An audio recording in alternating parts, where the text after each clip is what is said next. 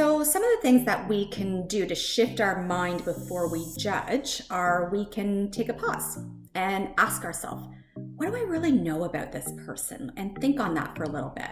So, similar to what we did with bias, we can take a beat and shift to praise instead of pouncing. So think of something that you like about the person, and this is going to shift our mindset from a judgment to more of an admiration, and then respond from that level of thinking. And then lastly, thirdly, and this is a biggie, we can look within. Oftentimes when we're judging others, it's because we see something in their behavior or their actions that we really dislike about ourselves.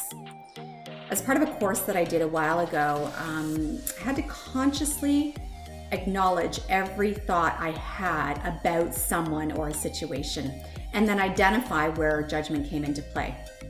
And when it did, I had to reflect on, okay, why was I judging this person or the situation? What was it that they specifically did that bothered me so much, and why? And almost every time I could relate it back to something that I disliked about myself. So when judging others, oftentimes it really has nothing to do with the other person at all. It really stems from what we dislike about ourselves rather than how we actually feel about the person we're judging.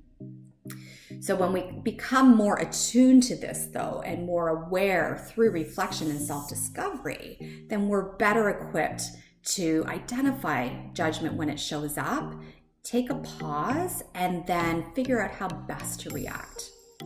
In the end, we have to remember that everyone has their own values and priorities, some of which may align with yours, but most of which certainly will not. And it's easy to judge someone for doing something differently than what you would have done or how you would have handled a situation. But we have to remember they're doing the best that they can, just like you and just like me. We're all doing the best we can.